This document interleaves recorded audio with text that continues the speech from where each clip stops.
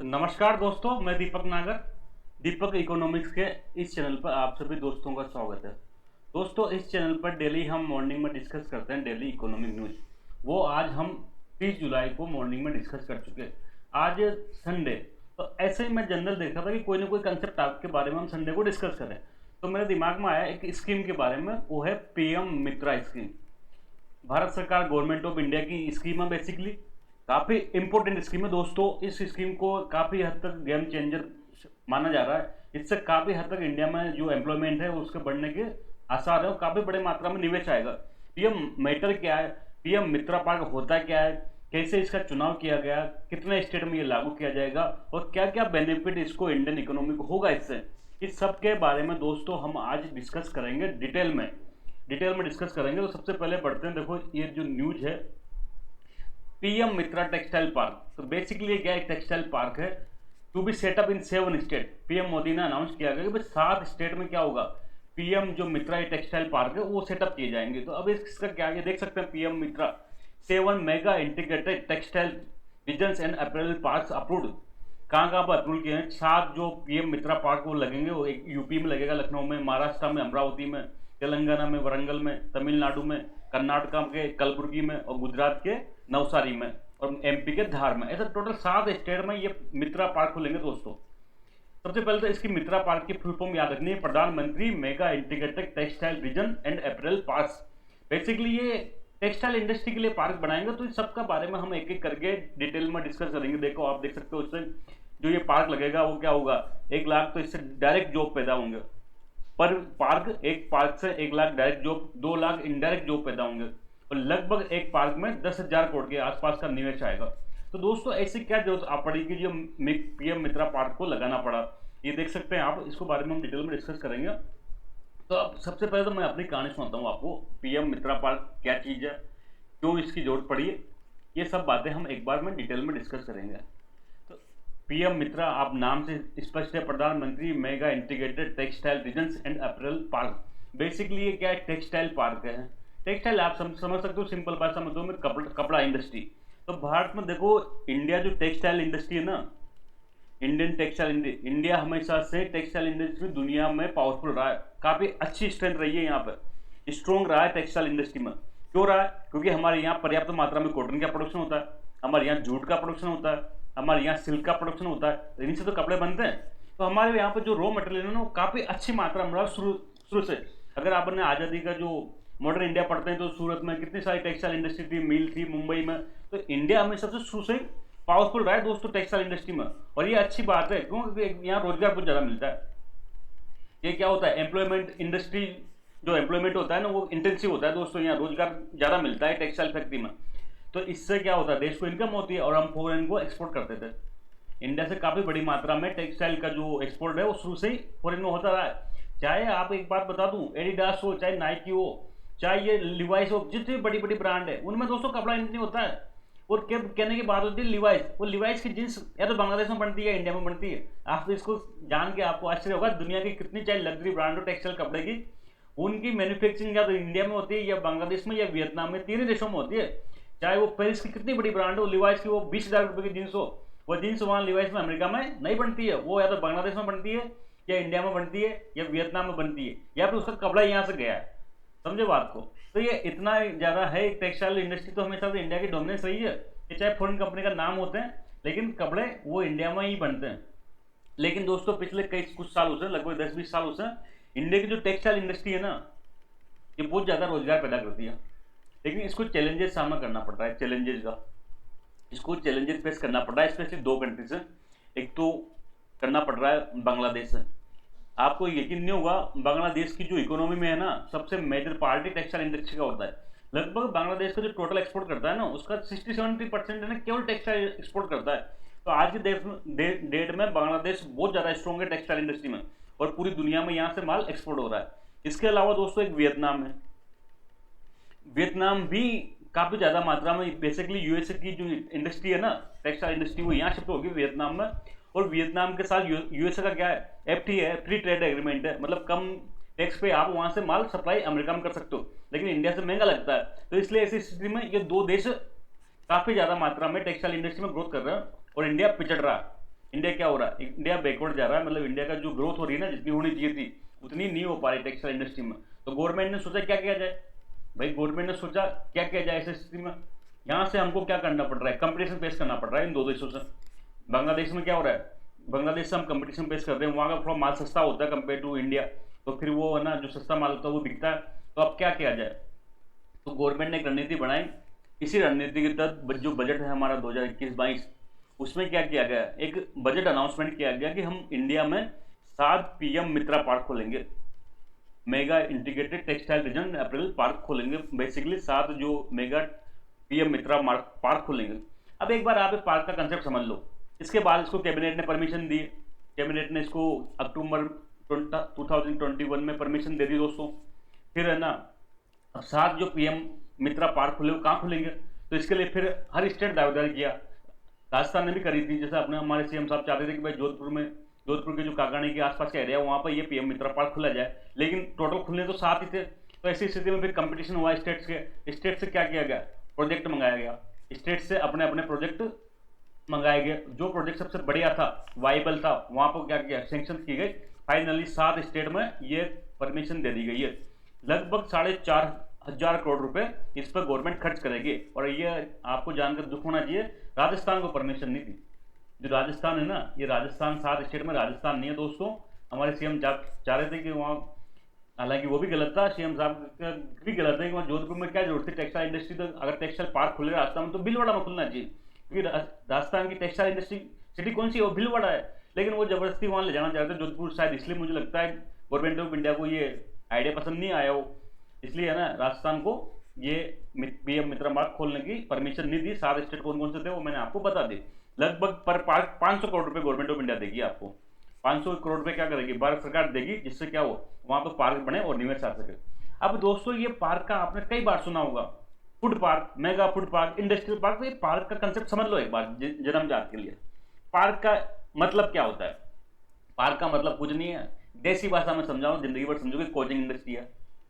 आज की डेट में जयपुर में रिद्धि सिद्धि पे कोचिंग इंडस्ट्री है, चलती है, रिद्धि सिद्धि एरिया में चलती है, लंबा चौड़ा एरिया है वहां पर। गुज्जर की थड़ी पे चलती है, गुज्जर की थड़ी पे चलती है, चलती है।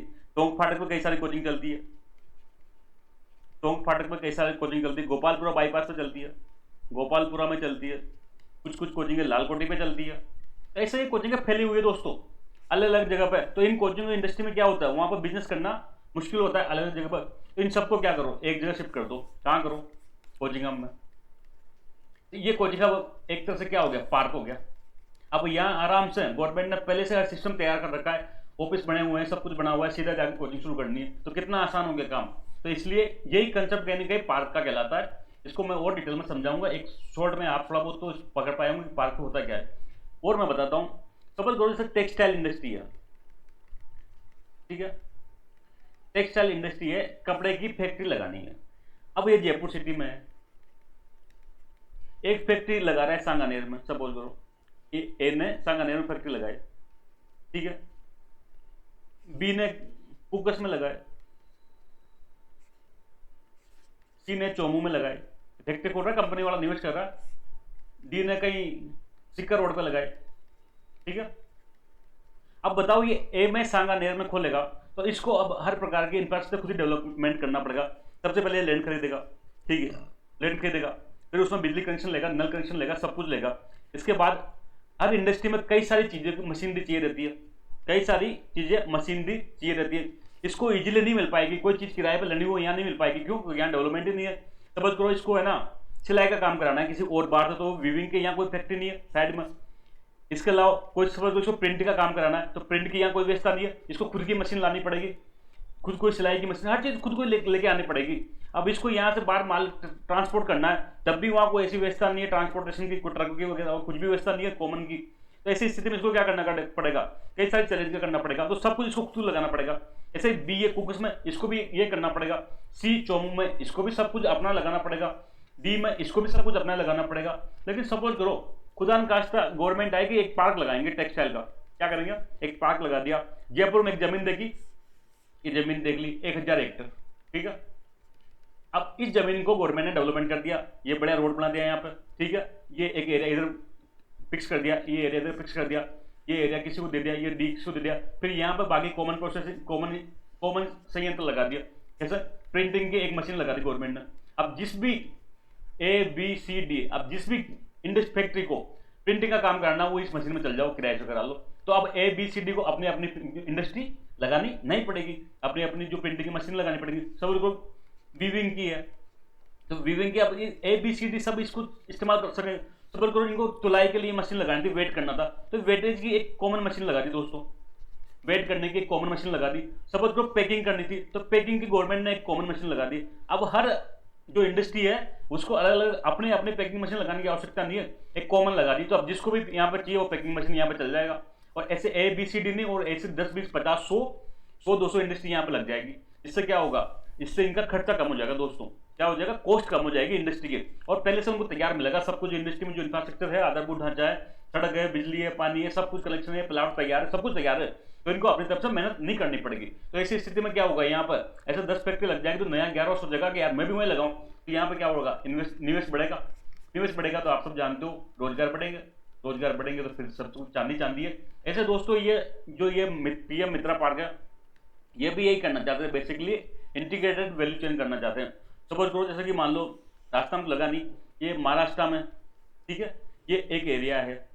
सपोज करो ये अमरावती नाम का सिटी है, ये अमरावती में क्या किया? मित्रा मार्ग लगा दिया। अब दोस्तों यहाँ पर गवर्नमेंट क्या करेगी? लगभग न्यूनतम शर्त है 1000 हेक्टेयर जमीन होनी चाहिए। 1000 हेक्टेयर जमीन ले ली। अब उसमें गवर्नमेंट अपनी तरफ से 500 करोड़ रुपए लगाएगी डेवलपमेंट के लिए। ये लगा दी, इसमें बड़ा रोड बना दिया, बिजली कनेक्शन दे दिया, सब कुछ, नल कनेक्शन सब कुछ तैयार कर दिया, और भी कई सारे जो यूनिट वगैरह लगाने थे ना गवर्नमेंट को, सब कुछ लगा दिया।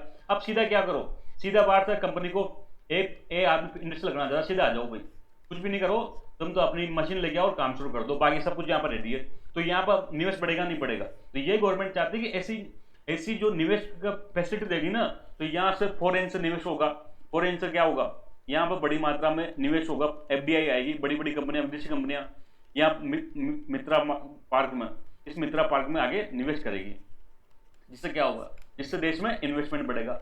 ऐसा उम्मीद की जा रही है कि लगभग एक PM मित्रा मार्ग में 10,000 करोड़ का निवेश आएगा, नई नई इंडस्ट्री फैक्ट्रियां लगाएगी यहाँ पर। इससे क्या होगा? इससे रोजगार बढ़ेगा दोस्तों। क्या होगा? रोजगार बढ़ेगा। ये गवर्नमेंट का उद्देश्य है, अब तक आप समझ गए होंगे। और इससे क्या होगा? हमारे देश में टेक्सटाइल इंडस्ट्री मजबूत होगी। टेक्सटाइल इंडस्ट्री में बड़ी मात्रा में क्या होगी? मैन्युफैक्चरिंग होगी। हम दुनिया का मैन्युफैक्चरिंग हब बनेंगे टेक्सटाइल इंडस्ट्री में। ये सब इसके उद्देश्य हैं। अब आप समझ गए होंगे पूरा PM मित्रा पार्क का उद्देश्य, तो हम इसको एक बार दोबारा डिटेल में देखते हैं।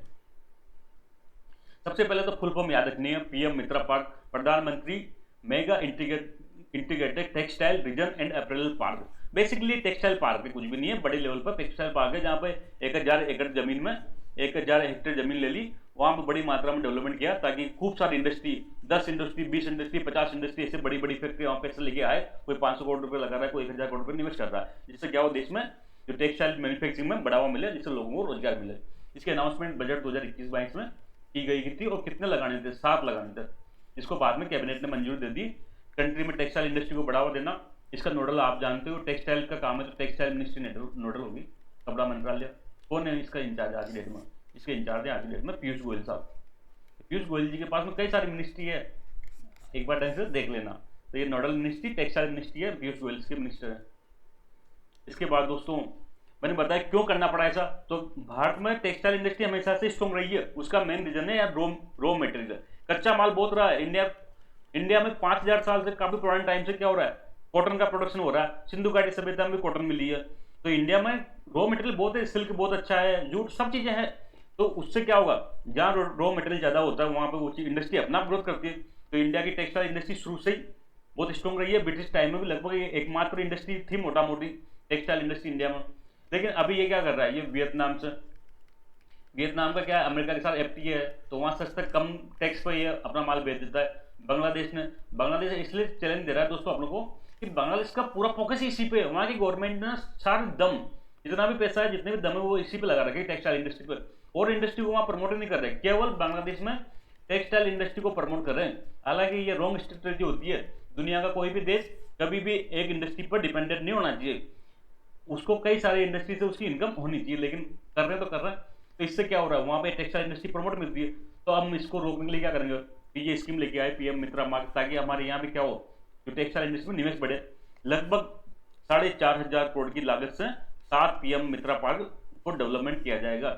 ये basically integrated textile value chain होती है, सब कुछ एक जगह हो, ताकि क्या हो, हर इंडस्ट्री को अलग अलग चीजें नहीं खोलनी पड़े, हर इंडस्ट्री को अलग अलग चीजें नहीं खोजनी पड़े। सब लोग कोचिंग है, 20 कोचिंग है, तो उनको कॉमन के बीच में जेरोक्स की शॉप होगी उनकी, तो सब 20 कोचिंग को अपने आप एक दुकान पे जाके जेरोक्स खोल सकता है। नहीं तो हर कोचिंग वाले को क्या करना पड़ेगा, जेरोक्स की मशीन लानी पड़ेगी, ऐसे हो जाएगा। तो चाहे वो स्पिनिंग का काम हो, चाहे वो सिलाई बुनाई प्रोसेसिंग या डाइंग का काम हो या प्रिंटिंग का काम हो, ऐसे कॉमन यूनिट लगा दी जाती है ताकि हर इंडस्ट्री उसका इस्तेमाल कर सके, जिससे उसका क्या होगा, उसका लॉजिस्टिक कॉस्ट कम होगा।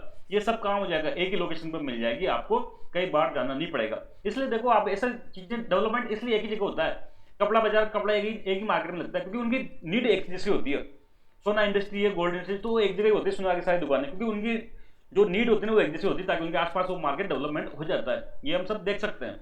अभी जितने भी कोचिंग है वहीं उसके आसपास बुक शॉप वगैरह सब मिलती है। आप उधर 2-4 रोड पे जाके बुक शॉप ढूंढो, नहीं मिलेगा आपको।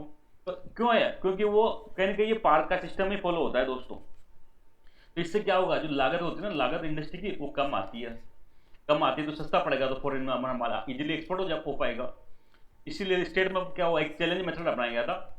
अब भाई सभी स्टेट्स दावेदारी करे, क्या करो कि हमको भी पीएम मित्रा पार्क में दो, हमको भी दो, 500 करोड़ का निवेश हो, मतलब वहाँ गवर्नमेंट लगाएगी, गवर्नमेंट ऑफ इंडिया 500 करोड़ रुपये देगी स्टेट को, ताकि वो क्या कर सके, उसको डेवलपमेंट कर सके। तो कई सारे राज्यों ने प्रयास किया, मैंने बताया था राजस्थान ने भी प्रयास किया था, लेकिन राजस्थान को नहीं मिल पाया। यूपी हो गया, एमपी हो गया, गुजरात हो गया, महाराष्ट्र हो गया, तमिलनाडु, तेलंगाना, कर्नाटक, ऐसे 7 स्टेट में ये खोले जाएंगे। प्रत्येक कल शर्त इसकी थी कि 1000 हेक्टेयर जमीन होनी चाहिए। गवर्नमेंट क्या हुआ, स्टेट गवर्नमेंट 1000 हेक्टेयर की लैंड देगी, तब जाके फिर सेंट्रल गवर्नमेंट वहां पर मित्रा पार्क लगाएगी और मोटा मोटी 500 करोड़ रुपए का वहां डेवलपमेंट कराएंगी। और भी देगी, ऐसी बात नहीं कि मिनिमम 500 करोड़ का मैं बता रहा हूँ, पर पार्क 500 करोड़ रुपये अलॉट करेगी। लगभग 1000 हेक्टेयर की जमीन होनी चाहिए। इससे क्या होगा, इससे मैंने बताया था टेक्सटाइल इंडस्ट्री में इन्वेस्टमेंट बढ़ेगा, ऐसा उम्मीद कर रही है गवर्नमेंट कि पर पार्क 10,000 करोड़ की का निवेश आएगा, और पूरे सातों में मिलकर 70,000 करोड़ का निवेश आएगा। इससे है ना 20 लाख के रोजगार, लगभग रोजगार पैदा होंगे, और इंडिया को क्या होगा, जो टेक्सटाइल मैन्युफैक्चरिंग है उसका ग्लोबल हब बनने में मदद मिलेगी, पूरी दुनिया को हम एक्सपोर्ट कर सकेंगे। अब आप ये न्यूज वगैरह देखें तो और ज्यादा समझ पाएंगे। पीएम मित्रा पार्क, इससे क्या होगा, इंटीग्रेटेड वैल्यू चेन होगी, मतलब एक ही जगह सब कुछ होगा, इंटीग्रेटेड होगी चीजें, एक ही जगह सब फैसिलिटी मिल जाएगी, जिससे क्या होगा, जिससे उसकी कॉस्ट में कमी आती है। जैसे स्पिनिंग की व्यवस्था चाहिए तो स्पिनिंग की अलग से एक मिल, एक अलग से मशीन लगा दी गवर्नमेंट ने, वीविंग की अलग से लगा दी, प्रोसेसिंग की लगा दी, प्रिंटिंग की लगा दी, गारमेंट मैन्युफैक्चरिंग, एक्सेसरीज की, जो भी जैसी सेवाओं को आपको मिल जाएगा। आपको केवल पैसा लेके आओ, अपने फैक्ट्री लगाओ, काम शुरू करो अपने ब्रांड का। इसके बाद देख सकते हैं 1 lakh direct job, 2 lakh indirect job, 10,000 crore investment आएगा एक में हर पार्क में।